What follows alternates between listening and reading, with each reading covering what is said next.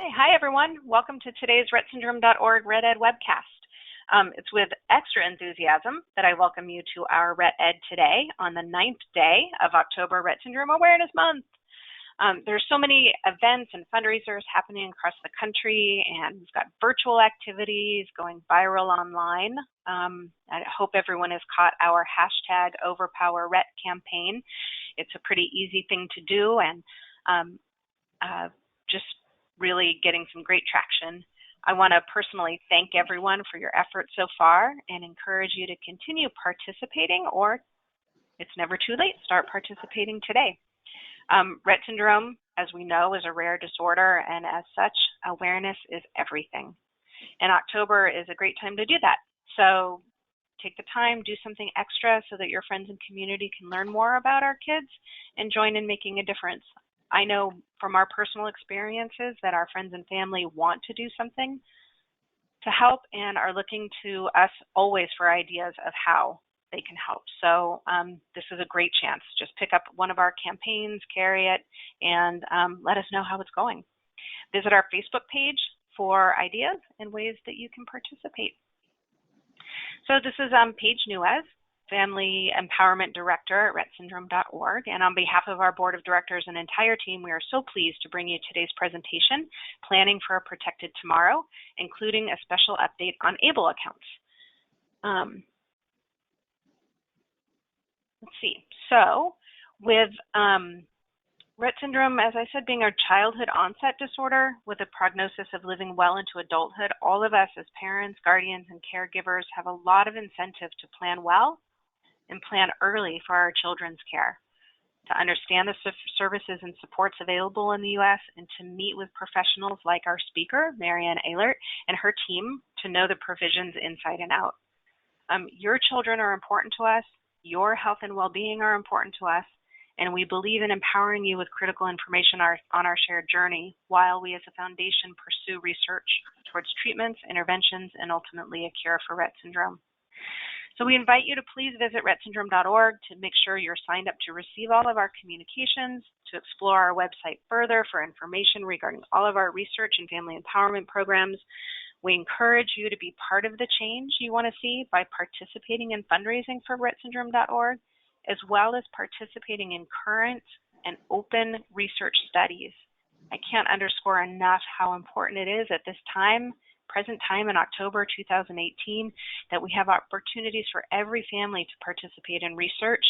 It takes a little bit of effort, takes a little bit of research on your part to find the right study for you, but if we meet our researchers where we are and where they need us to be, then we can guarantee progress in these areas for our kids. So please visit our website and look up the natural history study. The Surizitan clinical drug trial targeting breathing issues in Rett syndrome is still open, seeking their final enrollments.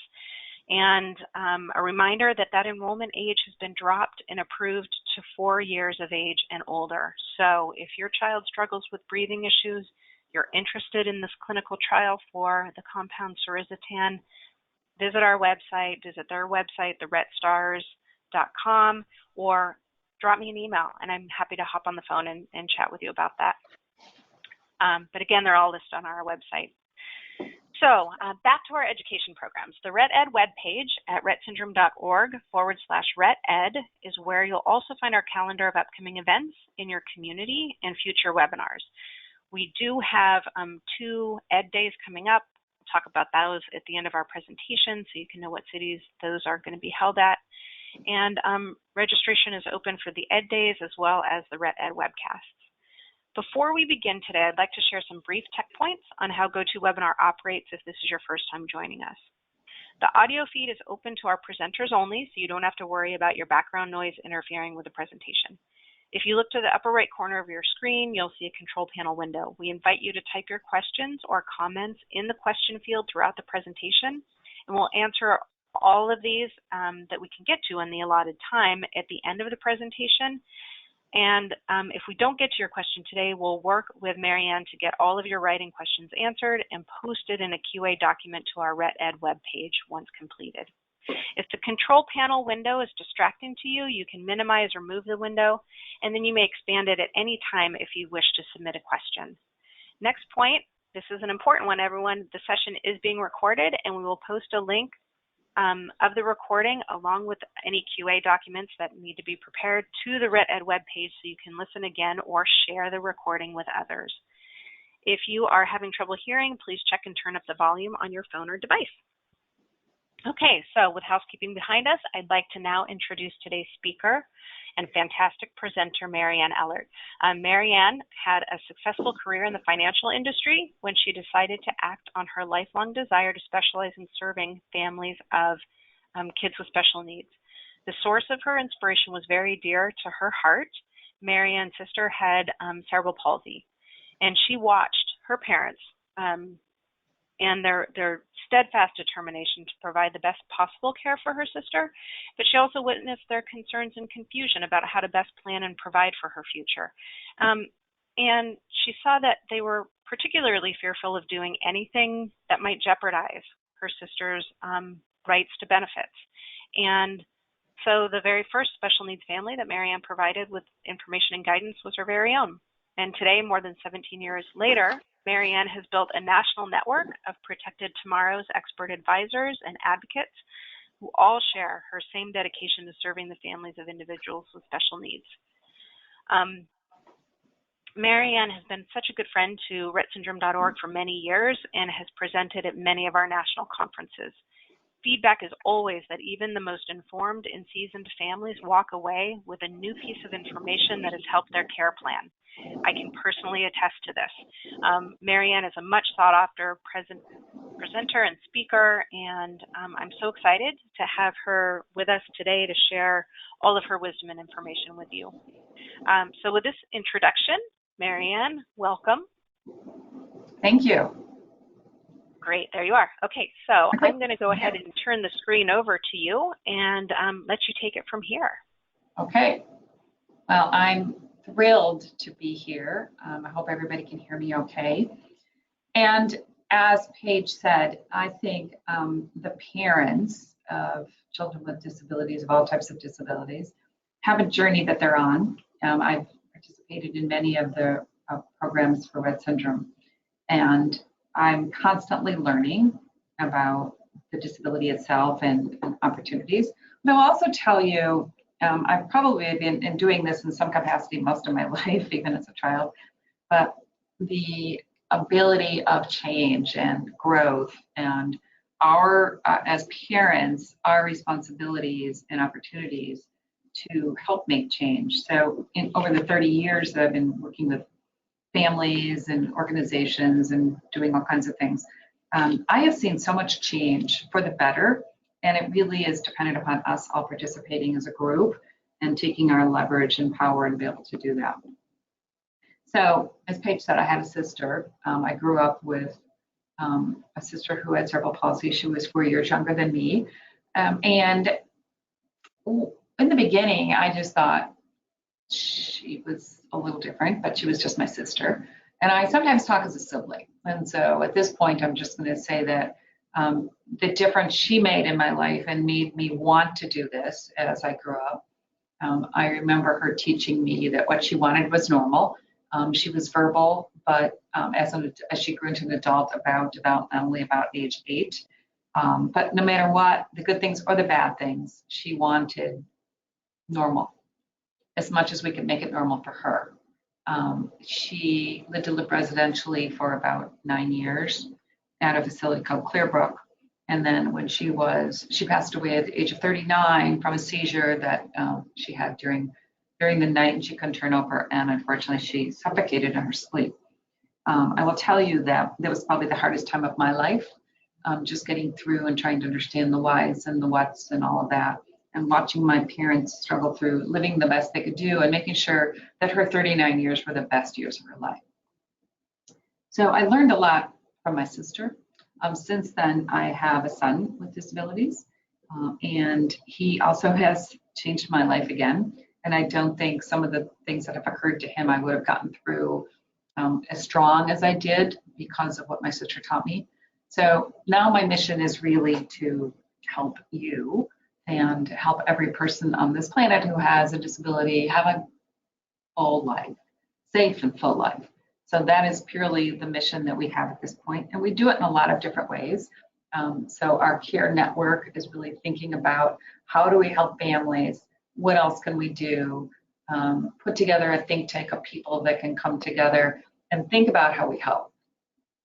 Now, the one thing I do know personally, in caring for my son and watching my parents through her lifetime take care of Marcia, was that our lives are so complex.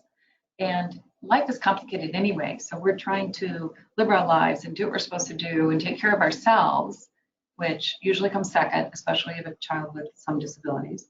And then on top of that, we're supposed to do all this other stuff. And it's impossible to keep up. So our child's young, we're trying to find the right medical attention and the right medical help, and what does this all mean to us? And our life's been rearranged. And then we come along and we're into the school systems and we're trying to understand the school system and IEPs. And then somebody tells us that we have to understand something else different about money. And then somebody like me comes along and says, oh yeah, but you need to plan for the future and you need to think different and you need to do all this stuff. And it's so complicated, and understanding what the government wants us to do, it's overwhelming. And so the one thing I did learn through working with families over the years is that because it's so tough to do these complicated things, and it's really not that complicated if we take one step at a time. So you're going to see here that I'm talking about there's very distinct things we need to do, and the best we can do is do one at a time. And I've found that if we take families through this and they pick the one that's important to them at the time, and some mean more than others, if we take one step at a time, we get there. And so I've had some families I've worked with over 20 years now, and they don't know what they don't know. But if we look back over the years, I mean, we started originally doing this out of my financial company back in 1989. So we're almost going to hit 30 years at some point. And those families that have been doing this for a long time still have to come back to this process of don't forget, take one step at a time, because there's so many to do, or it feels that way at sometimes. A wise person said to me once, when we're going forward, we see the horizon. And if you keep looking out, you see the horizon, but it always feels really far away. And so the one thing I'll tell you to do when you're going through this planning process is to always turn around and look at where you came from. And I'm always amazed at families and organizations like this organization that is able to constantly make progress. And where you get some strength from making progress for your child is looking back to where you came from, to say, where did we start and what do we know? And I'm always amazed at how strong families are. And even though we don't feel that on a particular day, there's a tool that you can use to say, let's turn around and look behind us and see where we've come. So with that, I'll just give you some basic information about Protect Your Tomorrow. So if you, after the conference, after the session, you want to go back and look it up. We have a website with tons of information, and I'll talk later about some tools that you can use on that. We have a family membership, so we get families to talk to each other and share information. We have an architecture firm, so it's really different in thinking about housing, thinking about your own home and how do you make it accessible in a cost-effective way. But then secondly, one of our initiatives is constantly looking at what's out there from a residential perspective, and that's a key component as we age and as our child ages. We spend some time with companies thinking about who can you hire? How do we help families understand that people with disabilities at all levels can have careers? And my most recent fun thing is called Tales for Life. And I created that out of a family's need for a service dog. And so we now train pups. It's up in Wisconsin, but we're going to open up a second one in Illinois where we train pups to be service dogs, custom designed for a particular child. We work with the family to raise the funds and then get the training done. And that's one of the puppies. That's actually my son, who is also blind. He's getting seeing eye dog. So I'm just using the trainer to work with me on helping my son's dog get trained. And so I shared a picture of my sister, so I'm going to share a picture of my son, who is mentally ill and has OCD and is visually impaired, and that's his puppy that he's starting to get trained, and it's giving him a full life. So if someone needs a service dog, Fields for Life might be a resource that we could work with you to help you get that resource met. Okay, so let's get started. We have a lot to cover, and I think we're going to have about an hour here of conversation. I'm going to ask you to hold your questions because we have a lot to cover, and then we'll have some time after to answer questions, as many as we can. But my goal is to help you understand the whole process, the things you need to understand, and I think everybody's at different places.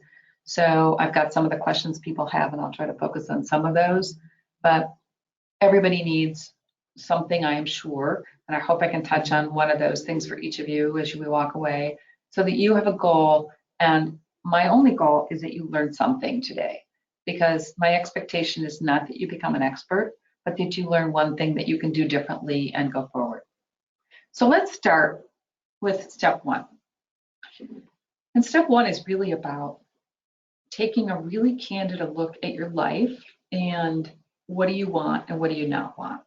So when I'm working with families, I tend to think about it, and I think about this way for my son. A wise business person who I worked with in the corporate world before I started doing this said to me, you always need to know what you want, and then you need to know how you're going to fail. And so I've kept those words in my brain, and I think about that, and I used to think about it this way about my sister, and I still think about it this way about my son. When I'm thinking about what I want for him, there's two questions I ask myself. What is the best thing that can happen for his life? A, that I can control, because I always know the best thing we all want is cure, and we can have some control over that in participating in research studies. But the one thing that I can do to make sure that his life is best it can be.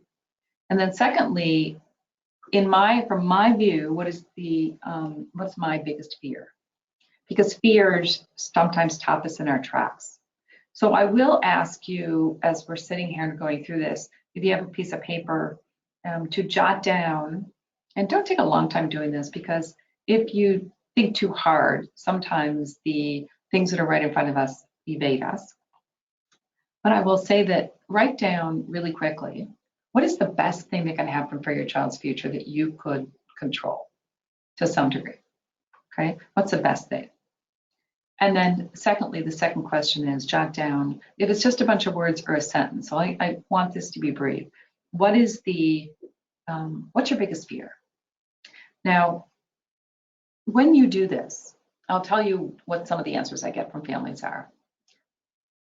But when you do this, this is going to set the stage for all the planning that you do, because it's your benchmark.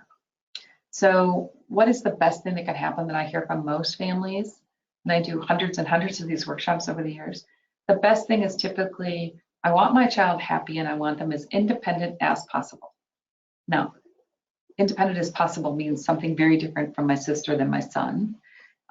It's different based upon the disability. I work with every disability you can imagine. And so in your situation, you say, what is the best thing that we can see and what is your biggest fear? So independence and happy, I'd say happy drives most of our decisions. And then most people will also add, I want my child to have a safe place to live. I want them to be able to do whatever they can at their level in their life. I want them to have good medical attention. I want them to have someone beyond me who can step into my shoes. But happy always drives that. We want them to have friends. We want them to have normal. And then the biggest fears I often hear, the number one fear I hear is abuse. I want to make sure my child's safe and not to be taken advantage of. So whatever yours are, everybody's are different. If you could take some time after this session, if you do nothing else, write down the best thing that can happen, and then write down your biggest fear.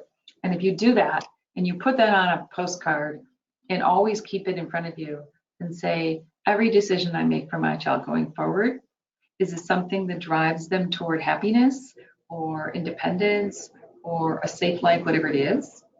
And then the second one is whatever I'm doing right now, something that's going to alleviate the fears that I have for the future.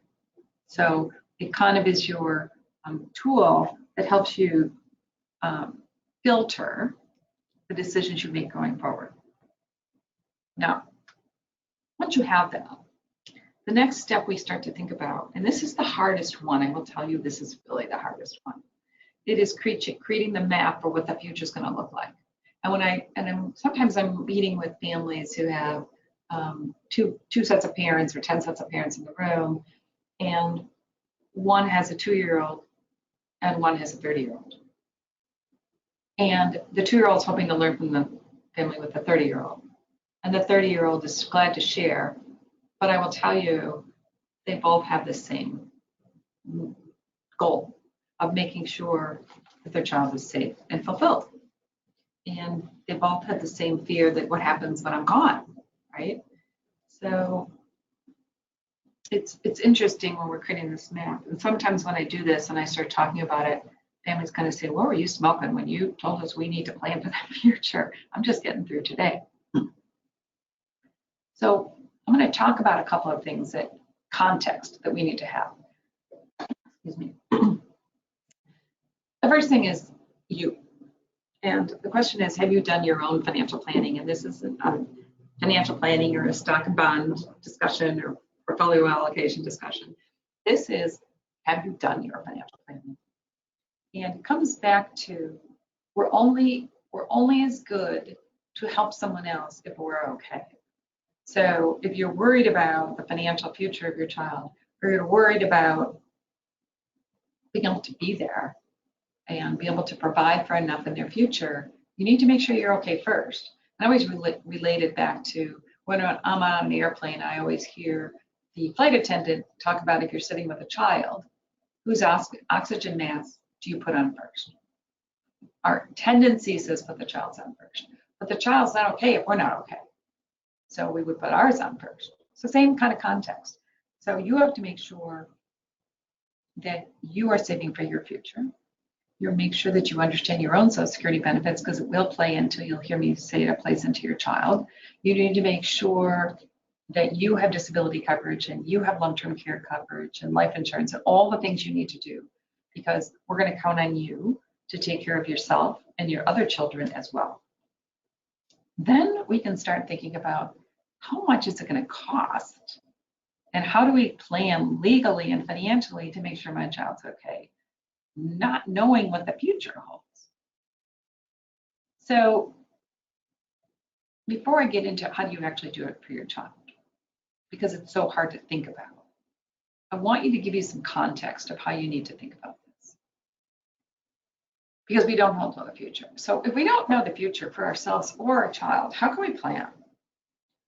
So if someone comes into me and needs a retirement plan, and they don't have a child with any kind of disability, and they just want a retirement plan and they're 20 years old, what do they know about their future? Nothing. So in order to understand them, I have to ask, what is your life like today? Help me understand your life to 20-year-olds. Tell me, you got a first job? What are your goals for life?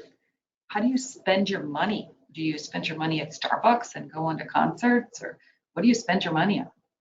Where do you live? Do you rent an apartment? Do you save any money? I want to know how they live today. Then I can ask them the questions about what's tomorrow look like. And at 20, tomorrow looks like I'm going to retire at 50, and I'm going to have a house in Chicago, but in the winter I'm going to go to Florida, and I'm going to take these kind of trips, and I'm going to golf, and I'm going to shop. That's 20. And as I get older, and I talk to that same couple, and they're 40, they have children, and they have children going to college, and maybe they have a child with a disability, and their lives have changed when they're 40. And they're putting everything else first before themselves. And by the time they're 60, they still have a mortgage, and they thought they'd have their house paid up, and they don't have that second house they thought, and maybe they're not taking the trips, and maybe they're working until 70. And I go back to when they were 20, and what did they have? They had a dream, and they hoped life would look a certain way. And we're used to doing that for ourselves. When somebody asks us questions, we can almost, I ask people what they see for the future, and they put their eyes up to the ceiling and they stop and think a minute, and they can kind of say, this is what I'd like based on what they know.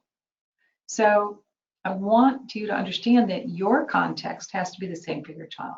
We don't know what the future is going to hold. I can tell you, I don't know what the future is going to hold for my son. I don't know the next time he's going to have a meltdown. I don't know how things are going to happen. Okay. I only know that I want him to be safe. And I want today to do all the things to position him to be safe, but also to have friends and to also find a safe place to live and also to get the right medical attention and to be involved in the advances for his medical care and all of that. And so when we start talking about this stuff, I don't want you to get blown away by the questions I ask, because all you can do is the best you can do today. And I'm giving you permission to just do that, okay? Just think about when you're creating the vision for your child, sometimes when I force people to think about the details and equate it to dollars, it helps us think about the future a little bit. But first we have to define, if something happens to me today, where would my child live? And where do I want them to live in the future? And what are their medical needs and their recreation needs and their education needs and everything else? And then in order to put a plan in place, where's the money going to come from to fund that? Because we're going to talk about the money thing equating to quality of life. And there are things that help pay for that, like government benefits and savings, and insurance plays a part, and other family members, grandma and grandpa and our brothers and sisters. And if our family member can work, all of those things come into that play of that piece, right? So how do we start to think about that? Sometimes people just get stuck here. And so it's like starting to build a house. And I know that I want the house to have 3 bedrooms and 2 bathrooms.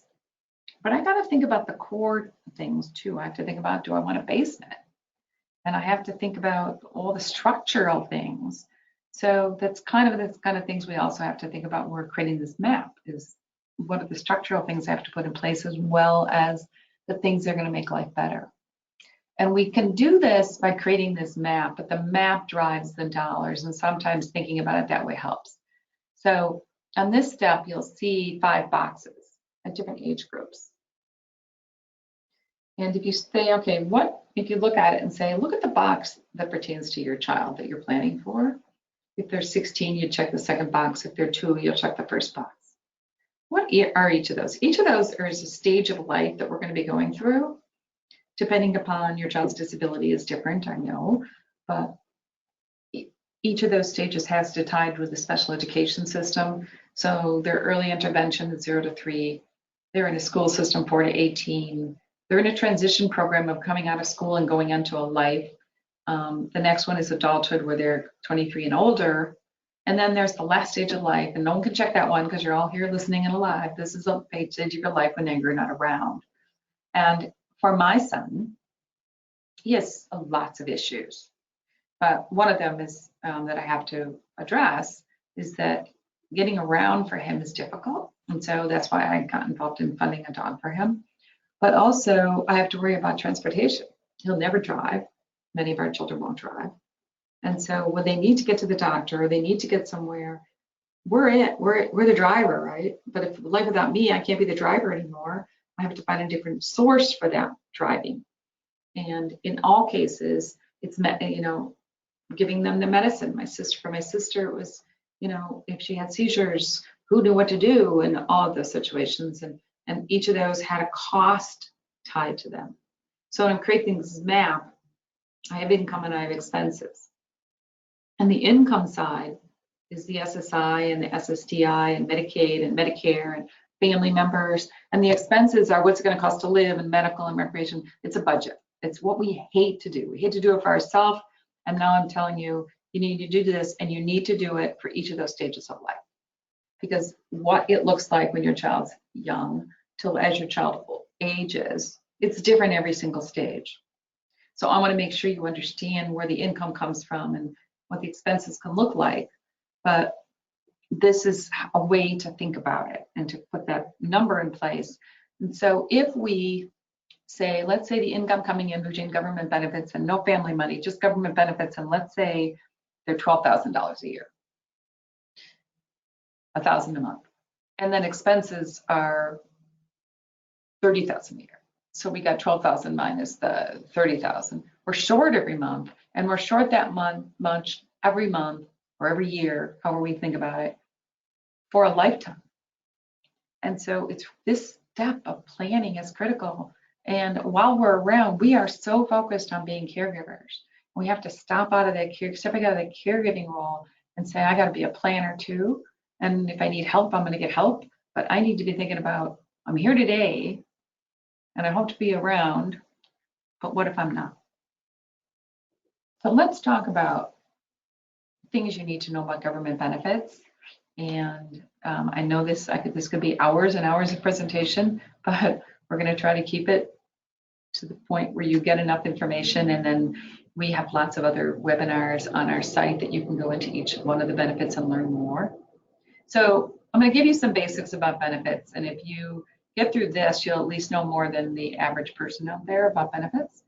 So this is my benefits circle, I call it.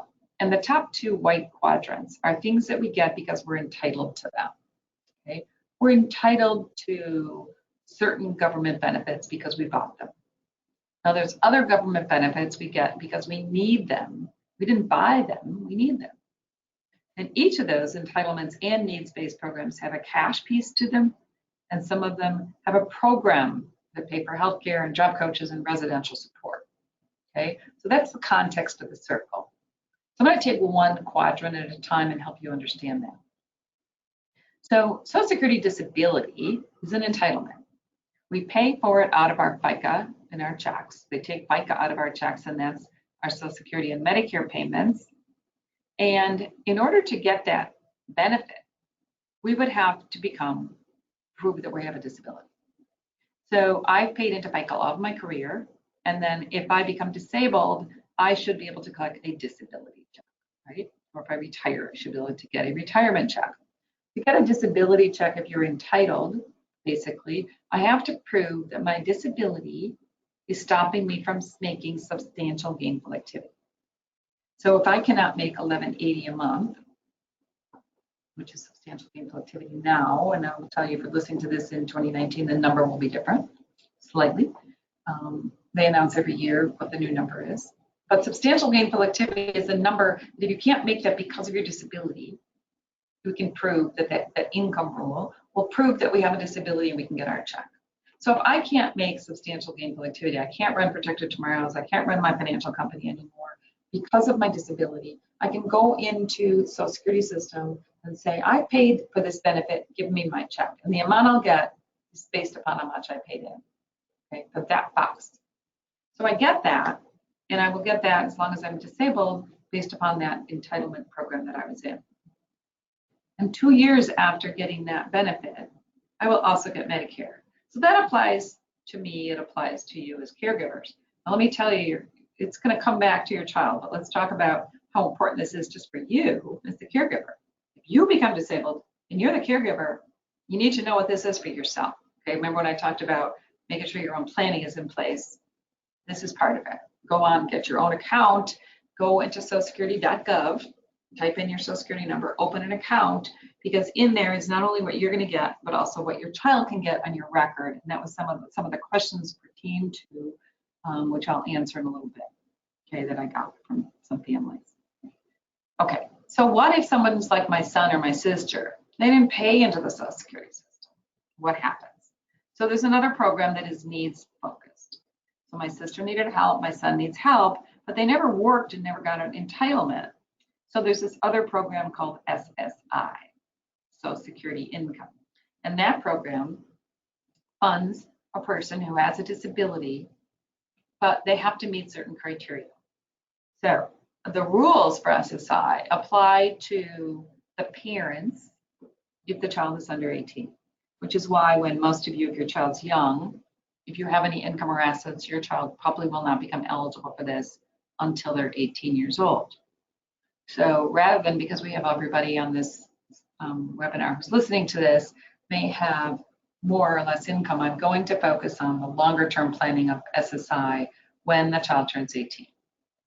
So the income rule is the same as Social Security disability. So if the child, we have to be able to prove the child can't make that $11.80 a month, which because of medical records and IEPs and social work reports and things like that, we can prove at the age of 18 our child can't make that income.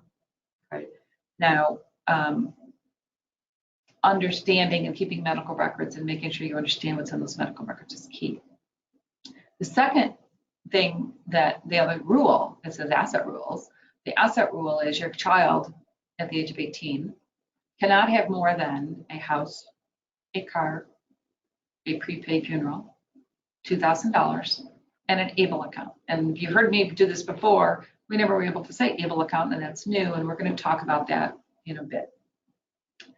So when can you apply for SSI?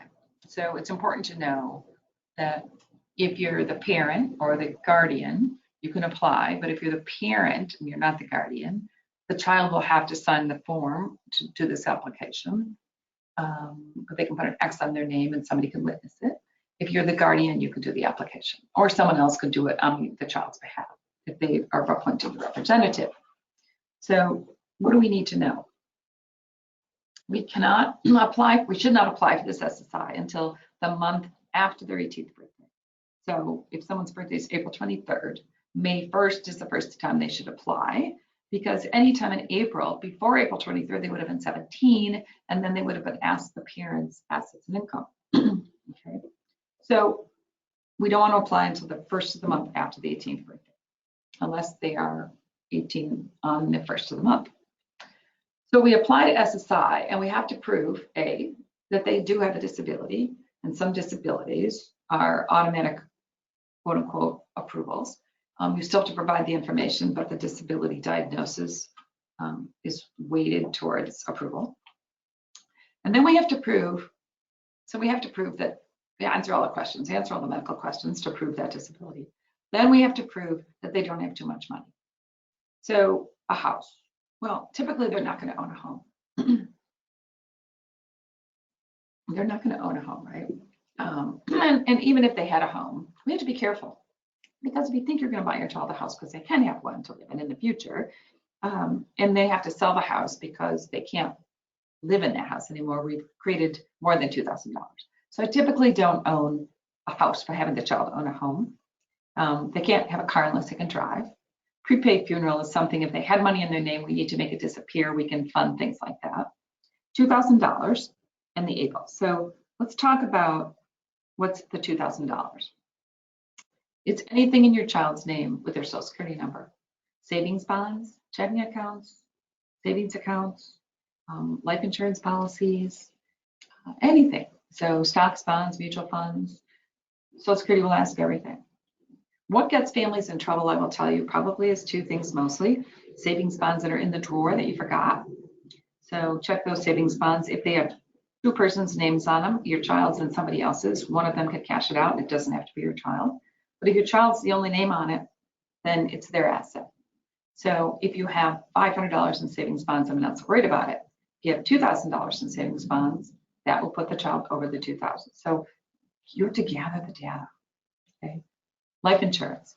Life insurance, your agent said, oh, your child has a disability, you should get them some life insurance while they're a baby, or if they don't have a diagnosis, but you think they may get a diagnosis, get them, insure their life, just in case.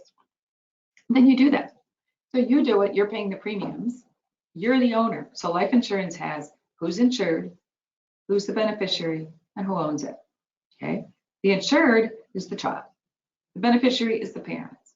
Who owns it? Typically the parents. But many policies, most policies say when the person who's insured reaches the age of maturity, 18, they become the owner. So you got this policy that has a couple $1,000s of cash value in it. And Social Security can count that as their income, as their asset. So now they have $3,000 of life insurance and $500 in their checking account, and they don't qualify. So be careful. Understand what can and cannot be in your child's name. You're not going to be opening up UTMA or guardianship accounts in your child's name. You're going to put it in your name and keep it in your name so that when the child turns 18, they become eligible for this SSI. So in 2018, how much is SSI? It's $750 a month. Sometimes people don't get the full $750, and that is because they've answered a question wrong when they ask you where your child's living when they're 18. So we have to be careful that we are not deeming money in our child's name answering a question wrong. So when the question comes along and says, where your child living? The answer should be living in a separate household in my home, and they're paying me room and board. And you're like, what? Yeah, you answer the question that way. I'm gonna ask you how much room and board, and you can say 300, 400, 200, whatever is a fair price for a room in your house.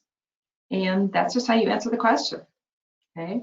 If they start to ask you questions about the expenses of your home and how you got that rent, the answer is, you know, I looked it up on Craigslist and I got fair share price for a room in my house and I'm charging my child room and board.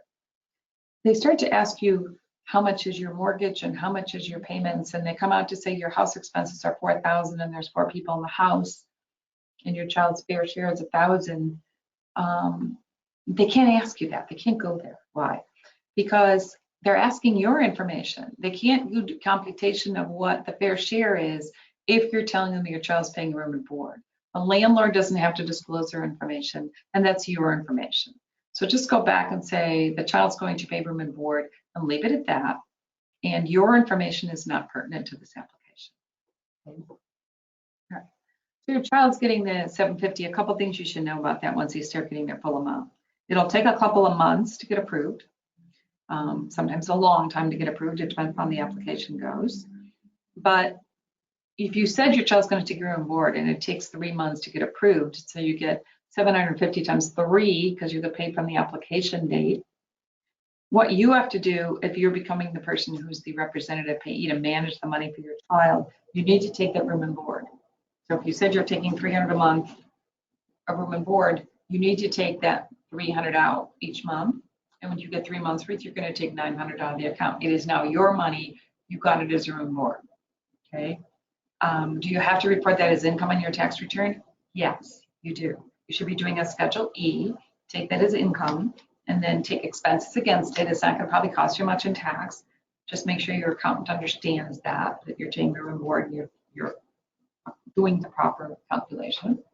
If your child's 18 and they're getting $750, can you take them as a dependent on your tax return? No, because you just got through telling Social Security that you're not providing for your child. They're living independently in your home. So you can't take them as a dependent on your tax return, or you should not be if they're getting the full amount. Okay, there's lots of discussion around that. Should I do that or should I not? I'm happy to have that discussion with you independently if you'd like, or we are going to do many webinars just about that at some point in the future. But for this webinar, I want to keep going because we have a lot else to cover. All right, so your child's getting their SSI. The next benefit they can get is Medicaid. It goes with SSI, or Medi-Cal if you're in California. Medicaid is what pays healthcare. It's what pays residential. What pays a job coach if they can work. In some states, it's a separate application, but in many states, it's automatically comes with SSI. Okay, so depending on where you live, how that application takes place is different. Should you get Medicaid if your child is on your health insurance? So how long can your child stay on your health insurance? In many states, well, first of all, with Obamacare, they can stay until 26. And most states have some statute that says if your child has a disability and you have group insurance, they can stay on your group insurance plan as long as you have it. So you need to know the company you work for, the state that it's domiciled in, then need to know what the rule is in your state. So if you're not sure, we'll share some contact information for us that you could reach out to us to get that for your state. And each state is different, but the state of Illinois, where I live, the law says if the company is domiciled in Illinois and the child has a disability, they can stay on that plan as long as the parents have a plan. But it depends. If the company is self-funded, the company isn't required to do it. So understanding the state your company works is domiciled in, is the company a self-funding insurance, then what your state rule is so that we can determine that your child stay on your health insurance. But many, many states do this. So know the rules. And I will tell you, not all HR departments know these rules. So once again, who is it up to know the rules? Okay, that's the tough part for you. You have so much on your plate, and I'm telling you, you are going to be the best advocate for your child. You can use people like us to help you, but you need to know the rules. So when you go to your accountant and they say, oh, no, you can take your child as a dependent, you know more. when you go to the HR department and say, they tell you, no, your child can't be on the health insurance, you know more. You need to go and do the homework to know that. And you can always get help from people like us, but the first person who's going to be accountable for this is you as parents. So I know there's no school for this, not yet anyway. We're creating a parent university so that you can keep knowing this, but there is no place. I mean, people have problems just knowing how to do some basic financial planning for themselves, okay? All right, there are some questions about this next step I'm going to talk about, all right? So we kind of got the big picture. Let's talk about the next piece that happens. Know your own Social Security benefits. So I printed one out. Let's say this is mine, and at age 67, they say that I can get $2,600 a month as my full retirement benefit. There's two things on your Social Security statement you want to look for. One, the section for your child, and the second, the section for your family. So this says to me that the most that can pay out in my to my family for my Social Security record is $4,400 a month. The most they can pay to one of my children is $1,800 a month. And children means my minor child or an adult disabled child. Okay, that's my benefit statement. So how does it impact me? And how does it impact my child? So when we're doing that planning where we're saying how much is my child going to get, if I become disabled, I retire, or I die, this is how this plays out. I'm going to go through a simple example. When my son turned 18, I get him his benefit. Okay, so he's getting $750 from SSI and his Medicaid. Clear? PWD means person with disability. So I refer to that just because there's only so much room on my slides. Okay. I go to Social Security and say, show me the money. Okay, I retire. And so what are they going to give me? I'm 67, and so they're going to give me my $2,600 a month. I'm going to make an assumption that I'm married and my spouse didn't work in an environment where you had to pay into Social Security. So he had no Social Security record or was low. So they're going to give the spouse can have their own Social Security record or half of your spouse's, whichever is greater. So in this particular situation, in my example, I get $2,600 and my spouse gets $1,300. So if we go back to this chart, I get the $2,600 and my spouse gets $1,300. So they're paying out $3,900 on my record. How much is left from my family of the $4,400, $500? Okay, so they can't give my child $1,800. There's not enough left.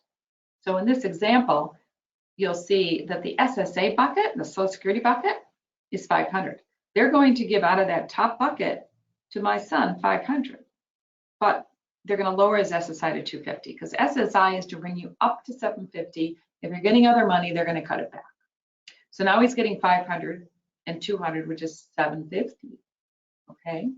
Now there were some questions about how does this all work when somebody retires and how does it all play out?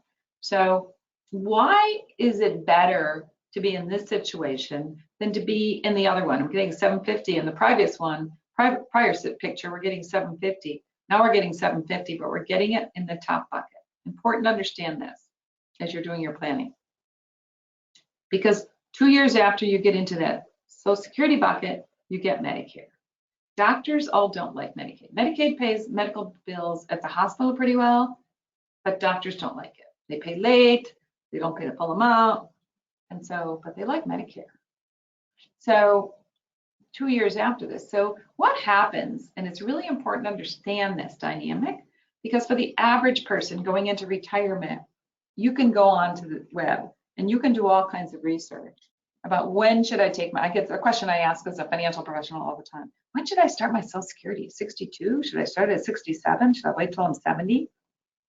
And most of the analysts will come back and say, well, you should wait till you're 70 because you're going to get the full amount. At least the higher wage earner should wait, because if my spouse gets the higher number, my spouse's, let's say, is $3,500 at the age of 70, you should probably wait and take the bigger number, because if he dies, I'll get the bigger number. Okay, there's all these things that we plan for. But if our child's depending upon Medicaid for their medical needs, and the doctor's not getting covered, and they're not on our health insurance plan for some reason, and I want my child into that Medicare system, then I have to look to say which parent should take their Social Security early. Because if I can get a parent on Social Security early, the child gets into the different program, even if they get a little bit of that Social Security, and 2 years later they're in Medicare.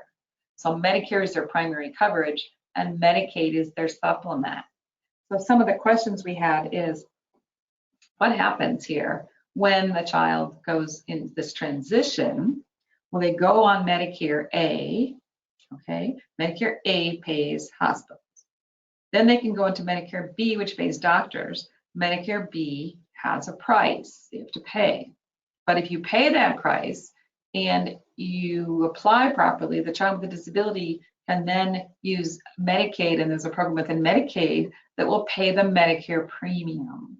So understanding of how that all plays together and making sure you understand when your child goes into Medicare, yep, you don't want to decline the B, you probably want to take it unless they're on health insurance. You want to not decline the B, you want to take it and then have Medicaid, apply to have Medicaid pay that B premium.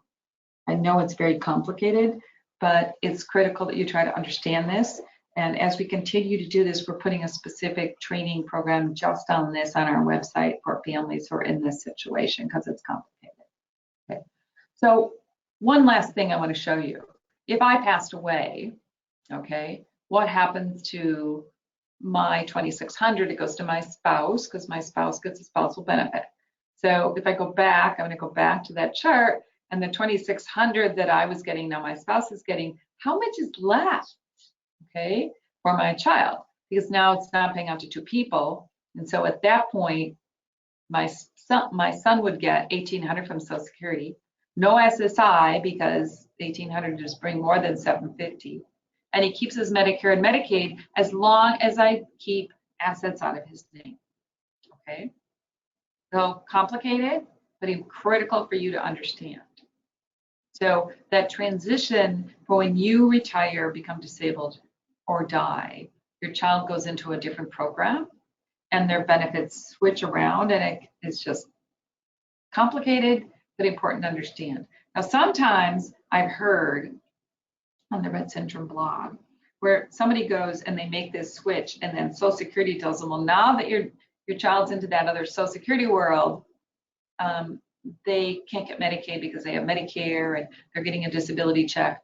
So if your child switches from SSI to Social Security disability on that top bucket, and they're getting a bigger check, and they didn't do it because of their own work record, they did it because the parents retired.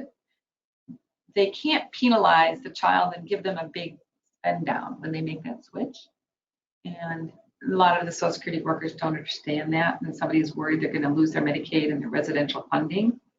So it's called the Pickle Amendment, and I just giving you that term. If you get to that point, use those phrases, and it was Mr. Pickle who got involved in that.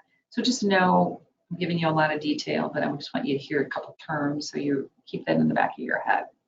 Okay, so what do I want you to learn? No group of health insurance for your state. Know your own Social Security benefits, and that everything I just taught you will probably change every so often. So keep up to speed on this as an advocate for your child. Okay, so we did all this planning. We figured out what your child needs. We did the planning. How do we have your child have money if they can't have money? Okay, we know they're going to need to spend some money. We can't leave money directly to them. We can't leave it to siblings with our fingers crossed, which is what my parents had done when I got into this. They had said in their will, there were 6 of us, we're going to split the assets 6 ways, but Mary Anne will get 2/6. Her 6th is going, one of the 6, she's going to hold Marcia's money and take care of her. Well, okay. What was wrong with that? Well, first of all, the 6th that's for my sister is my money. If they give it to me, I can do what I want with it. So if I wasn't an honorable sibling, I could go to Hawaii and spend my sister's money, right? I'm taxed on it. If I pass away, it goes to who I say. And if I'm married and get divorced, it could be divvied up in divorce settlement. So we have to be really careful on how we leave inheritances. And fortunately for all of us, because every state allows us to do something called a third-party special needs trust. Okay? So what's a third-party special needs trust all about? Well, it's a trust that we can set up. Trust is not a bank, it's a legal document that an attorney creates that says, I'm leaving an inheritance to this trust, or I'm saving money in this trust. It's spent for the supplemental care of my child. My child will never control it. Okay, so I set it up, I put money in it, it's for my child's care, but when my child passes away, I'm going to say who gets it. So in my case, I have a trust for my son. I'm leaving part of my inheritance to it. I've got some life insurance on my life that's going to fund it.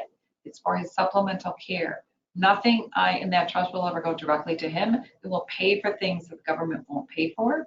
And when he passes away, and when I pass away, I've designated who will step in. And when he passes away, it'll go to my other heirs and some charities.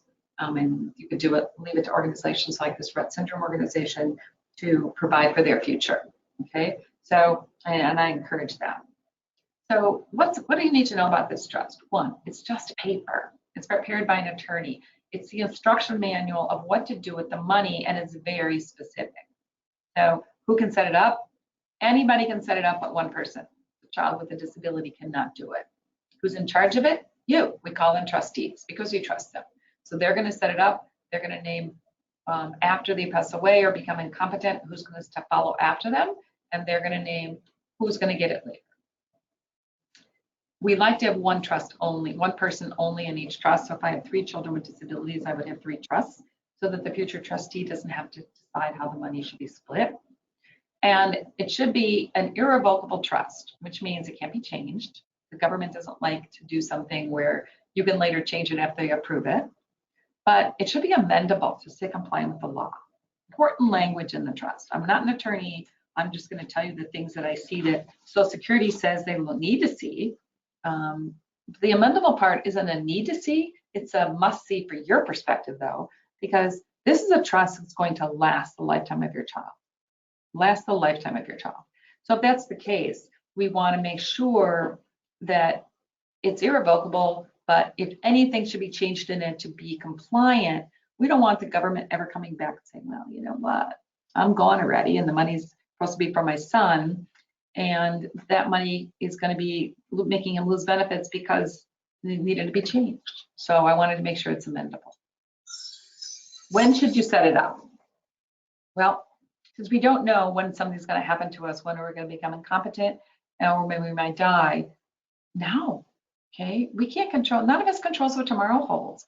And so if I know that my parents wanted a sure thing for my sister, I'm going to bet that all of you want to know that you have peace of mind, that you have done everything you possibly can do to make sure your child has what they need. So if that's the case, we don't want to put it inside of our will or in our trust. Why? If I put in my will that says, when I die, create this special needs trust, it won't come into play until I'm gone. Okay, so let's say I died 25 years from now, and my will says create this special needs trust for my son, and 25 years from now, the government doesn't allow trusts to be set up. I don't have one, right? So I want to walk out of the attorney's office with this document. It looks like a book, and basically it says, this is how I want the money to be spent for my son, Mark. So one, because I set it up today and the rules are good today, the likelihood of that being honored is great because the laws today say I can. And secondly, other people might leave my son money.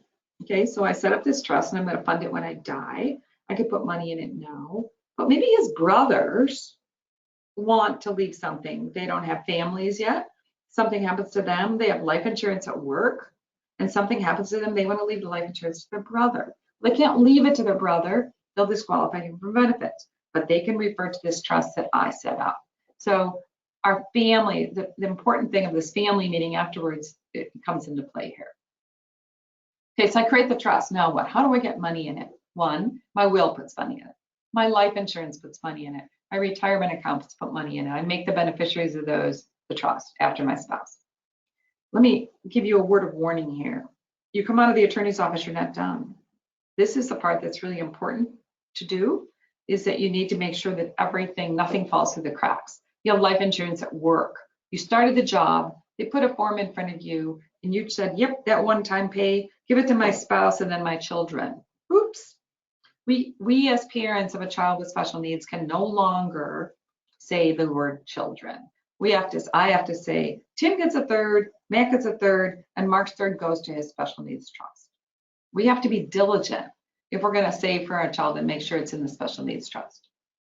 One word of warning, if you've already made a mistake and you already have money in your child's name, there is another kind of special needs trust. This is different. You will see the difference on the diagram on the left. So let's say my child gets a settlement, or they win the lotto, or grandma leaves them money. Now they have money and they're going to be cut off from their benefits. I can take those monies. I can't put it, it's his money. I cannot put it in his special needs trust that I created. I can, however, have it put into this payback trust, okay? And it acts just like the other special needs trust, except you will see the, after the second arrow and after the circle where it says, at the person with disabilities passing, the state gets reimbursed for Medicaid spent. So I can spend it all and then go get Medicaid, or I can put it in this trust, use the money for my son, and then when he passes away, if there's anything left, the state gets reimbursed. So two kinds of trust. The one trust on the left, everybody should have. The trust on the right is used for a person with a disabilities money, or it could be used for child support. So what do I mean by child support? The divorce rate in the world of special needs is pretty high. And so when we're working through child support often is ordered for the lifetime of the child, right? But if child support is paid to me as the mom, it's mine until my child's 18. Then whose money is that? It's really child support, which means it belongs to my child. They can't manage it, but it's their money in the eyes of the government. So that child support can be ordered by court order to go to this other payback trust. So the child support goes in there. It will not disqualify and reduce my child's benefit if I do it right. So just remember, if you know someone who is divorced and is getting child support, there's some special hoops they need to jump through. Okay. If you were sick and you didn't have any health insurance and you got sick and you needed some heart surgery, and you don't have any health insurance, and you know it's gonna be really expensive, and your neighbor is a doctor, and they say, well, I'll help you. You know, I'll get the operating room, and I can do all that stuff, and I can help you. Of course, they're a podiatrist, but they're cheap. You laugh, but I hear those stories. When I have somebody do this trust for me, and they're a friend, or I get this legal services from my job, and they can do it for free. I will be word to the wise here, be careful. Not every attorney knows how to do this. You can go to our website and find some attorneys in your area. You can call us and we'll help you find one. But this is a very specific area of law, and you need to make sure it's done right. Okay. Other things you need to be thinking about. The attorney will ask you in your documents who's going to step into your shoes if something happens to you. Okay. So this is the hardest decision. I will tell you, people will walk away when this happens. People will walk and say, I met with the attorney and I figured out the money part, but I'm not going back because they want me to know who's going to step into my shoes and I have no idea. So I'll just take my time. Okay. Something happens to you and you don't have this figured out. The court will figure it out. You don't want that. So how do you figure out who should step into your shoes? I'll tell you a little exercise that might be helpful. Take a piece of paper, give yourself 1 minute, write down everybody who's loving and caring. Write them all down. Now, circle the ones who would be loving and caring to your child. Put them in order of 1, 2, 3, and now go to the attorney. Because if you don't do that, someone will do it for you, and better you. You can always change. This goes in your will. You can always change your will of who are going to be the people who step into your shoes, but nobody in there, somebody's going to step up, and you never know who it's going to be. So things you need to think about. This person who you're giving the job, can they really understand? The job's going to outlast them. Should it be your brother and his wife, or should it just be your brother, or maybe just his wife? You're naming money people who are going to take care of the money in the special needs trust. Should be the same people. Money time sometimes brings out the worst in people, and maybe we need different kinds of people for different jobs. Okay, so that's what goes in your legal documents. What happens when your child turns 18? Are you still their parent? Yep, you're still their parent. But are you their legal guardian? No. So when your child turns 18, you have 3 decisions. 1, do nothing. Let your child have all the rights to manage their money, to make all their medical decisions, to make all their decisions. Well, that choice isn't a good choice for anybody. Everybody should have at least power of attorney, okay? So that if we can make decisions and we have no capacity, someone can step into our shoes. But in our case, when we're the parent of a child with special needs who can't make the decision, when they turn 18, we're talking about having a guardianship or conservatorship in your state, whatever it's called. So that you're going to court and actually saying this person needs someone to make their decisions, and I'm stepping up, I'm going to take that job.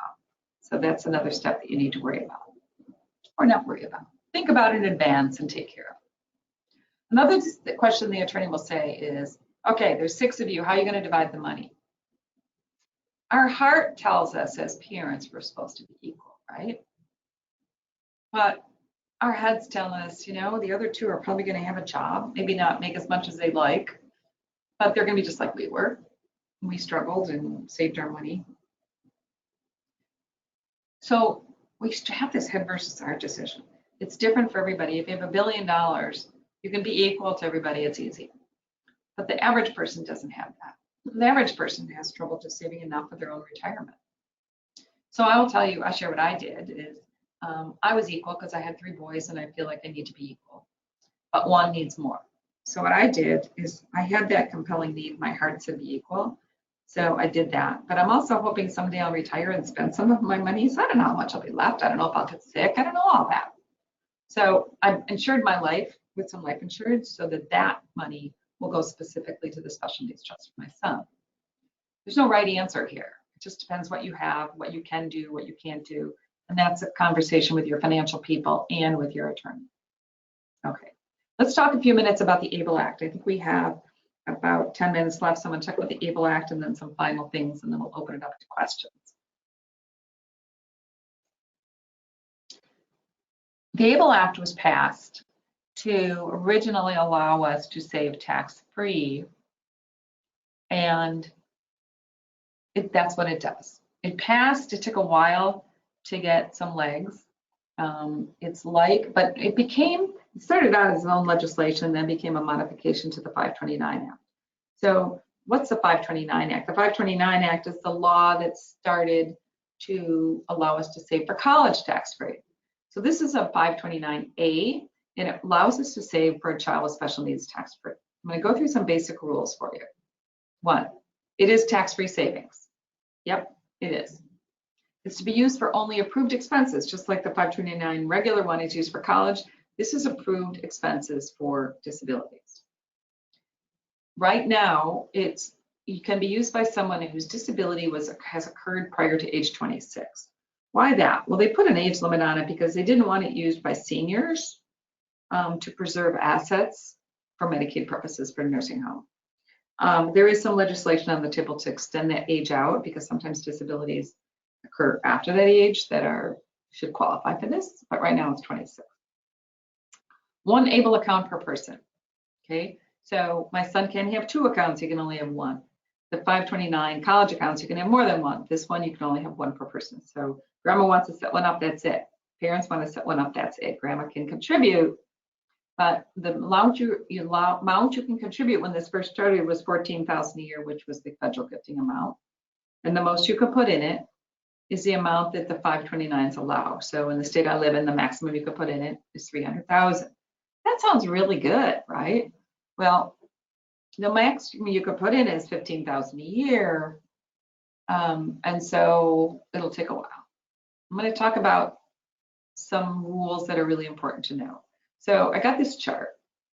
So how much can you have in assets for SSI in the individual's name? $2,000.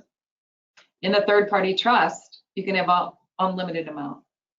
And the first-party payback trust, you're going to unlimited amount. How much can you have in an ABLE account and still get SSI is $100,000. Well, I just got there saying that you can have $300,000 in my state, but the $100,000 limit is how much you can have in your ABLE account. And if you have more than that, your SSI will be suspended. So if somebody is still getting SSI, we want to be careful. If they've moved out of SSI and they're now into the SSDI world, we don't have to worry about that anymore, but we do have to worry about it if they're getting SSI, so we're careful. Now, it's only been a couple of years it's been around, so nobody's got 100,000 in it yet, but we will have to worry in a few years. The max you can put in is 15,000.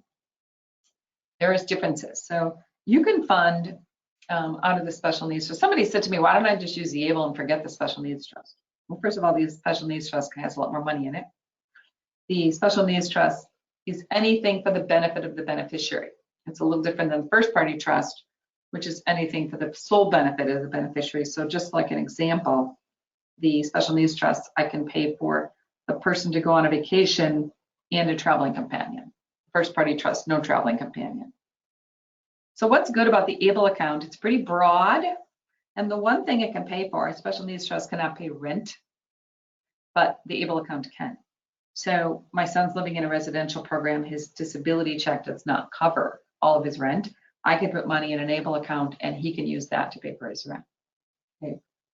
So there's a lot of other things, but to be brief, I'm just going to go through some things that you really need to know about this ABLE. And if you really want more, there's an entire webinar on our website that covers the minute detail of this benefit.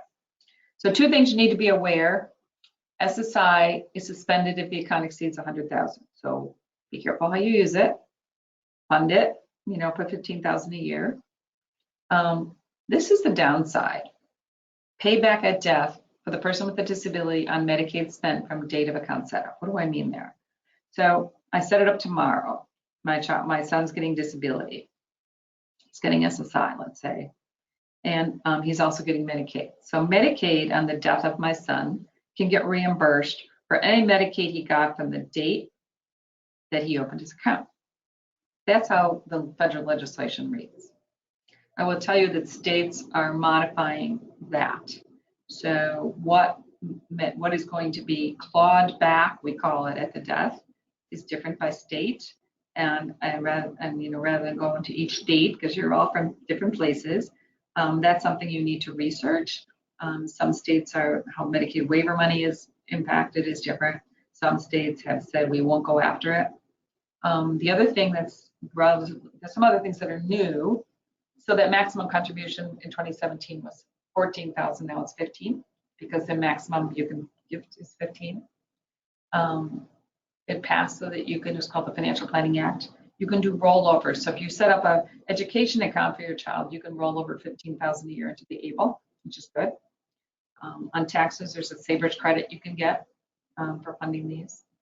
And then the other thing that passes, if the person with a disability works, in addition to the 15,000, they can contribute up to 12,060 of their work income into an ABLE. So if the child's able to work, they can contribute extra.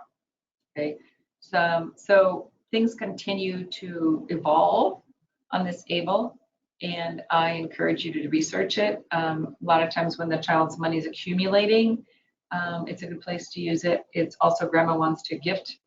It's a great place for grandma to do some gifting, and a lot of many uses for the ABLE account. Okay, one last piece I want to cover before we go into open to questions. If you do everything right, you did it all right. Yeah, you got the trust done, you got some life insurance to fund it, you did the financial numbers and you realized you needed to do that. You did all this stuff right. And then something happens to you and somebody steps into your shoes. What do they know? I will tell you, I was doing a presentation for a group and there was a woman in the back of the room and she was crying during when I got to this part. And I thought, oh, I hate when I make people cry. I try to make them laugh. And so she raised her hand and she asked me if she could add to the presentation. I said, sure. She said, well, I came into your presentation with my parents and planning for my brother. My parents listened really well. They got the trust set up and they funded it and everything's done. And then my parents passed away in a car accident last year. And I'm it. I'm in charge. My parents never did this part. And she was sobbing. My parents never did this part. I don't know what to do. I've been involved in my own career. I was doing things. I don't know what to do. And my parents never left me an operating instruction manual. Things have changed with my brother. And I knew him when he was a baby. And I knew him when he was a teenager. But I don't know what they've done now. I just know they wanted them to do planning. So we as parents have a responsibility once more. That's one of our other things that we're responsible for is to understand what we know and what other people don't know. And sometimes we think we know, but when I ask siblings, what do you know about this stuff? They all tell me they don't. So what's our house set up like? What has to happen different? Have we done long-term planning for residential? Have we connected with programs? Do we know what's out there? What have you done that needs to be communicated if something happens to you? Now, we tend to think we're going to live forever. We tend to think we're thinking about residential for an adult. But in reality, anything can happen to any of us any day. And so we have a responsibility to say, do I have to change something in my house? So I will tell you a little funny story about my son. It was when my son became blind as a 21-year-old. He could have vision before that. And he came to live with me for a while, and I had to teach him how to live as a blind person on top of everything else. And he also has OCD. So he would take showers. He takes showers all the time. And my water bill when he moved in with me increased many times more than you could ever imagine. It was over $3,000. And you say, how could somebody take that many showers? Well, it was all day and all night. And so I had to hurry up and find a solution to that. And I found a little thing you put on your showers that shuts the shower off after a certain period of time. So if I was at home all day, at least I could control and not have an out of control water bill. So if my son is going to come and live with you at some point in the future, you're going to be responsible for him. Or when he lived in and moved to his apartment, what's the first thing I bought was this little thing for his shower, right? So little things like that about our home that need to be communicated because the next person shouldn't have to learn what we already learned. If we're young, has that person who we picked to be a future guardian, do they know what an IEP is? Have they ever gone with us? Do they know what's different? What about employment? If your child is able to work, what's necessary for them to know? If they're going into a program and doing some tasks, whatever they are, what's important for the employer to know about? Medical. So we know that we should write down our doctors and meds, but we also need to write down the doctors that we should never see again. How many of you have seen a doctor you wish, wow, that was not good? Or medicine that just didn't work? Write it down. Write them both down, the goods and the negatives, because there's no way to get that information out. Okay. Social life. Social life is different. Okay. Somebody can't step in. If they're going to become a guardian for a child that is typical, they will know what to do. They won't know what to do that makes your child happy. And since we said that was one of our goals, we want to know what that is, right? The other thing I know that we do is we create routines. And they're not typical routines a lot of times. They're just things that are different about our child that we learn works. But where is that information? That was the biggest thing this woman had shared, that she knew that her parents did things to make her brother's life work, and she didn't know what those were. And she would have to learn all over. So a kind thing to do is document it, write it down, however you do it. You know, I've been telling people to do this for years and they didn't. So we actually have created a My Special Life on Time online system where you can document everything, print it out, give the username and passwords to people. And we have tried to think of every possible thing we can think that you need to pass down the line. And then tell people where all this stuff is. Share, have a family meeting, talk about, we've done it. Because you know what? You think family isn't thinking about it, but I will tell you they are. I have experience after my sister passed away where my siblings and I talked, and my one sister thought she was going to be in charge, but in reality she had other, and she at the time she didn't have children, and then I had stepchildren and I was caring for them, and so she thought, well, she was going to get the job for sure. She didn't know that my parents and I had already had a conversation that I would take on the responsibility, and so she worried about it. And then later on, as we talked about it after my sister passed away, she felt guilty, okay? That she even thought that, let alone that she couldn't have done it. So talk, you know, instigate those family conversations. Now, I'm going to have this little homework for you. If you all stop a minute and think about what you learned, I hope this was really helpful to everybody. But if you would like to find a little postcard, or you can email us your fears or your goals. So what's the one thing in this session, because we just spent over an hour together, that you need to do? And it might be pull off the savings bonds out of the drawer. It might be make the list of the doctors and the meds. It might be find an attorney. I don't know what it is. Get some money out of your child's name, all those different things. Pick the one thing, because I do know that people come to webinars or our classes, and then they go home and life happens. I know it happens to me when I go to any kind of, I go to a workout program and I commit I'm not going to eat potato chips, and then I go home and I do it, right? We don't do what's good for us all the time. So you heard a lot of things you need to do. I would like you to stop for a minute and write down really quickly the one most important thing for you that you think you should start with. And either email it to me or put it on a postcard and mail it to me. And then if you send it to me on a postcard, we'll rewrite that for you and send it to you back to you in 60 days. I call them guild cards because you're committing to me something now, and then I'm going to make you try to feel like you can do it. Okay, so email me and we'll send you a card back to please do it. If you also want to be on our newsletter list, feel free to do that. So Protected Tomorrows is about education. We know not everybody can hire us personally. So we have created lots of tools for you, and our purpose is to make your lives better. So on our website, we have lots and lots of information about what is SSI, what is Medicaid, how do you apply for SNAP, which is food stamps. You want to apply for something, there's a webinar out there to tell you how to do it. We do charge for that, but it's $3.99 or $4.99. We have done it very cost effectively so people can get educated. We're finalizing the one of how to apply for SSI itself, which is a longer one, and it might be several stages. We are going to be having regular posted on our website Zoom classes where you can sign on and we can see each other, and we'll have topics that we'll post about the classes that we're going to offer, about thinking about things. And then finally, we're going to have an exciting retreat, family retreat in next March. It's going to be in the LA area, in Malibu. We've got a camp actually, so it's a camp setting where families can come. We are pricing it very effectively, so because you have to fly there and get there, and come with us and spend 3.5 days and walk out with a plan for your child. So we'll have professionals there and we'll work with you. So it's a two-pronged approach. There's one for caregivers and one for professionals, but we'd love to see you with them as well. I think we're going to wrap up and have enough time. So if people have some specific questions, I'd be glad to answer them.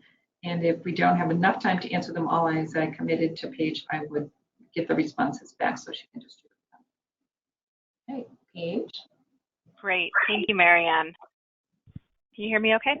I can perfectly. Great. Okay. Good. Just doing a sound check. Thank you for an amazing presentation. I have heard this multiple times, and every single time I personally take away a new piece of information. I've got my guilt card ready. I'm going to be sending it in. Good. So we've got 7 or 8 questions in the queue, Okay. and hopefully we can get to those. And I know that as you answer these, some more will come in. So thank you for working with me after, if we don't get to all of them, to do a QA document. Great. So let's get right to them so we can see how many we can get covered. So the first one is kind of goes back to the earlier part of your presentation, and the question is, if a trust is in her name but not her social security number, are we okay for SSI qualification? So the question is what the trust does inside of it. So if you have a trust, and in the trust, the language says, it's a trust for Mark Eller. It's not the name of the trust that matters. It's what's the verbiage in the trust. So if it's not the social security number, it's probably okay. But if the trust is not in the social security number, but the trust says this money is for the basic benefit or can be used for basic support in any way, shape, or form, it is not a special needs trust. So if there's a trust, and if you have one, if you need the language checked, I'm always happy to look at them. But if it has their name on it anywhere, and it's the language in the document, not necessarily the social security number that impacts it. Okay. It definitely cannot have their social security number affiliated with it. But it is not about only that. It's about the language inside the trust that says how the money can be used. Great answer. Thank you. If anyone has follow-up to that, go ahead and type it in, especially the person who asked the question. But I think you captured it. Okay, next question is, could you clarify declaring rent and board on Schedule E? Okay, so you have to treat yourself like a landlord. So I'm a landlord and I'm renting a room. And so you take yourself out of the parent role and you say, okay, I'm charging my child $300 a month. So I'm going to, on the Schedule E, I'm going to say I have $3,600 of income, but I have part of my interest because the interest that I pay on my mortgage is deductible. So part of it's going to come off of that for that room. So if it's 1/10 of the house, 1/10 of my interest, 1/10 of my real estate tax, 1/10 of my maintenance, it's all going to be a deduction. So my Schedule E might say I have $3,600 of income, but I have $3,500 of expenses or $3,700 of expenses. Now I can't double deduct that interest. So if I take it there, I can't take it out of my personal return. But now even with the new tax laws, because we're limited on some of that, it even works better. So a Schedule E is where you say, I'm a landlord, I have investment property, and I'm deducting it. And so I'm going to deduct the housing expenses related to that room as if I'm a landlord and it's investment property. Okay, great. Thank you. All right, next question is, can you point out where to find the rule that the individual can stay on a parent's insurance if the insurance company is domiciled in their state? Okay, so you'd have, I don't remember exactly where we looked them up because I know we just got through doing it, but I'd have to go to each state and look at, usually you can find it under the, there's usually a statute. I could do a follow-up for you if I state exactly where it would find that, because we just got through looking them all up by state again to update them, give a table. But each state, you might have to go to a different place to find that. But some states might not have the statute. So I might, as we continue to update our states, I would be happy to provide that to you, Paige. Because you have to kind of, it's a lot of research to try to figure out where is that state stored. Gotcha. Okay. And it's actually a statute by state, so we have to get into legislation. Okay. Okay, so we'll follow up on that one. Next question in the queue is, if they occasionally have money from SSDI left over, are they able to place that in the ABLE account to standard the $2,000 limit for Medicaid? They are. So remember when you put it now, so yes, they can take their own, it can be anybody's money that goes into the ABLE. So when their account accumulates too much, it's a perfect place to put it into the ABLE account. It takes the asset down. Now, if they make too much, putting it in the ABLE account doesn't help the income, but it takes money out of that bank. So as soon as the bank checking account gets close to 2,000, I would, if you're not going to spend it on something, I would definitely move it to an ABLE account. Great. Okay, thank you. And the other thing about ABLEs, let me just add about ABLEs. So not every state has an ABLE. So you need to find out in your state, do we have an ABLE account? And if you don't, you can also then go to another state that allows non-residents. Okay, so you don't have to open the ABLE account in the state that you live in. You do not. Now, some states, like Illinois now, has just passed legislation. So if you're in Illinois and you want to use Illinois and you look at another state and you say, well, I'd like their investments better. When you contribute to Illinois, you get a deduction on your Illinois return. So you want to be careful if you're going to use your own state, you don't give up something if you see something else. Now, there's 15 states that are in the consortium with Illinois, and I will tell you the investments in them are excellent and the costs are excellent. So if you're in one of those states, it's a huge advantage to use that. Great, thank you. With that answer, you answered 2 of the questions that were in the queue. So good job. Good. Didn't even know what they were. Okay. All right, so we're at the 90-minute mark, but Marianne, we have 2 questions left in the queue. Do you have a minute to stay on? We might as well capture these in the recording if we can. I do. Great, okay.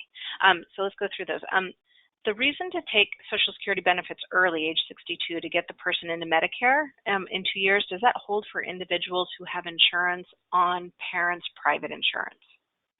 No, so it drives the insurance cover, drives that. So if they already have coverage, then it's purely a financial decision for the parents of when to take it. if they're retiring, because if you take it early at 62 and you're still working, you may have to pay some back, and there's, it gets complicated on the financial side. So no, if a person has insurance and you're not worried about Medicaid because you have the insurance, then you're not too worried about getting Medicare. Okay. So the reason to get it early is because you have Medicaid only. Okay. Thank you. Second of the 3 questions in the queue, can you discuss again the issues related to claiming an adult child as dependent on tax return or direct to resources on your website? Could it be a factor in college financial aid for other children? Okay, so first of all, repeat the first part of the question for me really quick. Sure. Because it would sound like 2 parts. Oh, okay. Yeah, I think it is actually. So can you discuss again the issues related to claiming an adult child as a dependent on tax return or direct to resources on your website? Got it. Okay. So if you, when you claim a dependent on your tax return, you are saying that I am providing half of their income. Is an adult person, okay? So I can't just take a dependent after the child is a certain age. They're not a dependent anymore unless I am providing half their support. So when you apply for SSI, you're getting the full amount of SSI because you're saying I'm not helping them. Okay, they're paying me room and board, I'm not helping them. So we can't say to Social Security, I'm not helping them, and turn around and say to the IRS, I am. So if you're getting the SSI, you do not want to take them as a dependent on your tax return. If they're not claiming room and board, if you're not saying they're paying you room and board, you can keep taking them as a dependent on your tax return. Now, some people support that, say just take lesser. I differ. I believe that when I'm alive, I am going to position my child to get every benefit they possibly can. And just because I have to pay, even if it costs me a little bit more on my taxes, I'm going to do whatever I can because I'm not going to leave that job for somebody else. I'm really a believer in I'm going to do all I can do. And if it costs me an extra $200 in my taxes, so be it. I want my child positioned to get as much as they can. Now, does it impact the FAFSA fund being able to get when you're not taking a child as a dependent on your tax return? I don't know that for sure on the number of children. I might, because the number of children you have depends on how many people. I would certainly try to present my case, and I don't know how much, I'm not a FAFSA expert, but I would certainly try, even if I couldn't take them as a dependent on my tax return, I would add some kind of addendum if they allow it, to say that I have this other child I fund, but they're not a dependent because of this. I still have long-term funding to do. So I could look that up, and I'd be happy to do that if it really does impact significantly, and if you have the ability to add anything to the FAFSA in another way. Interesting. Okay. Thank you. Thank you. We'll follow up with that one. Yeah. Okay, so this will be the last question that we take in our queue, and I encourage everyone to visit the website and reach out for Protect Tomorrows for additional support in the questions that you have. I'm sure this presentation has triggered a lot of questions for a lot of people. The last question is, if a group home is the only option after my death, how do you convey all of your wishes for your child's care? So finding a group home, the right group home, expressing to future guardians, because if you're the guardian, someone is going to step in to be the guardian, you probably want it to be someone you're picking, and you probably don't want the group home staff to become the guardian. And documenting it. I don't know any other way to leave information behind except leave it in writing. I do have families who say, you know what, I become older, and I know that I'm starting to get older, and I need to transfer this information to my other children. If you have adult children who are going to be the future, that child's not going to live with them, but they're going to be in a group home. You want to make sure the other children who are going to be checking in on them know what they need to do. There are also services out there that you can hire, and sometimes I have people starting to put those in place while they're still alive, so that the child gets used to someone else checking on them. And that person who's doing the checking could be part of a company or whatever. They need the instructions. So that whole my special life conversation of what do I know about my child and what's in my head and how do I get it out is really important to get in writing. Because that will be used by the group home. It'll be used by family. It'll be used by camps, wherever your child. That information is critical for whoever's going to step in and be a caregiver in the future. So the more you can document, the more you have a chance of having the kind of care that you want for your child.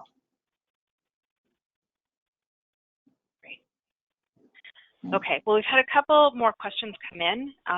These are all important. I know it's a heavy topic. Thank you for making it light and fast and quick and rational. As a parent, it is a constant battle between my head and my heart in this planning, and I know that is the same for parents everywhere. And the fact that you bring your personal experience to your work just lends you so much more credibility, Marianne, so thank you so much. Welcome. You're welcome. I love doing it.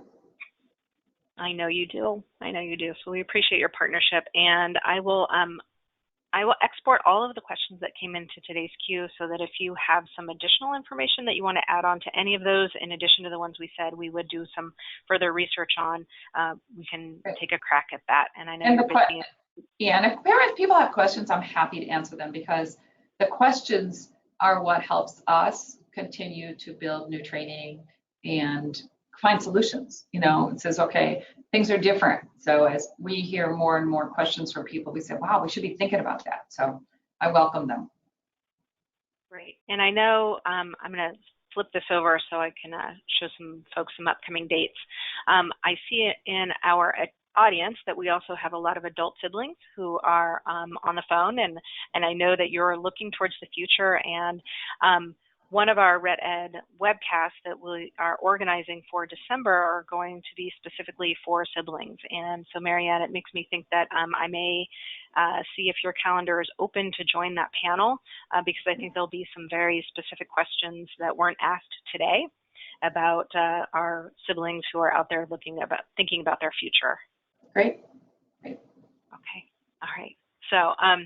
So with that, I want to be respectful of everybody's time and go ahead and wrap up for today. I want to thank you, Marianne, again I just can't thank you enough for all that you do. The complexity of what we have to understand just in the U.S. In terms of tax law and planning is overwhelming when you don't have special needs in your life. But when you add that on, and your time is limited and the laws get even more complex, to have friends like you is just an invaluable resource. So we thank you again. You're welcome. Anytime. Yeah, and don't go anywhere. Just you keep doing your good work. Thanks. Thanks. Thanks. Yeah. Okay.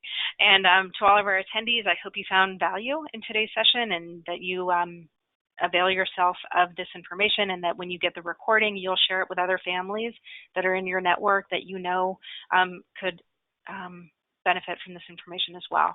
The link will be on our website within the next couple of days, and we just really truly believe that information on Rett syndrome and all of the things that come with it should be free to all who avail themselves of it. So I can't close out today without thanking our supporters and donors who enable us to offer these sorts of webinars to everybody at no charge, and help direct you towards resources to extend what you learned today into practical reality and implementation in your life.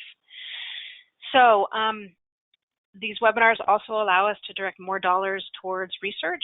Again, we've got open research opportunities for you, and we know that with the ultimate gift that we can offer our children. So thank you for engaging in fundraising as well as participating in research while you're getting your way through the daily demands of our kids. And trust me, I know that it's a juggling act, and I admire each and every one of you. And I really want to give a special shout out to our kids, because they inspire us each and every day, and they're worth every effort. And, you know, this is a journey of a labor of love. Happy to partner with you along their way. To that end, if there are other topics that you would like to see for future RettEd webcasts, let me know your feedback. I take it directly, sincerely, and that will go into our planning calendar for 2019. And I'm here to help you with anything that you need sooner than we can programatize it, if that's a word, newly created word. So we have 2 regional conferences coming up in the next few weeks right here. One will be at the Nashville Kennedy Center, and that is on Saturday, October 27th. It's for families and clinicians. Registration is open. That's on our website. And our next one to close out 2018 will be in Los Angeles, and that will be hosted by RettSyndrome.org and Children's Hospital Los Angeles Rett Clinic, and that will be on Saturday, November 17th, and that link is also on our website. And I hope to see you. I'll be at both of those events, and we'll be publishing our 2019 calendar soon. So on our website, RettSyndrome.org, you can go under For Families. You can see the list of RettEd webcasts that are upcoming, as well as access the links to prior recordings. You'll also find the link for Ed Days, which are regional one-day conferences where we will attempt in the space of one day to cover everything from research to supports and services, medical care, quality of life issues, therapy, but really give you a chance to meet families in your area and connect with the experts who know Rett syndrome in your immediate community. So hope to see you out in an Ed Day. Happy Rett Syndrome October Awareness Month. I know it brings with it a whole list of feelings and emotions, makes you think about Rett syndrome, makes you feel things that you try to sort of shelve. And we recognize that, but we also know that it's important that we face these things that we don't want to think about, that we talk about Rett syndrome.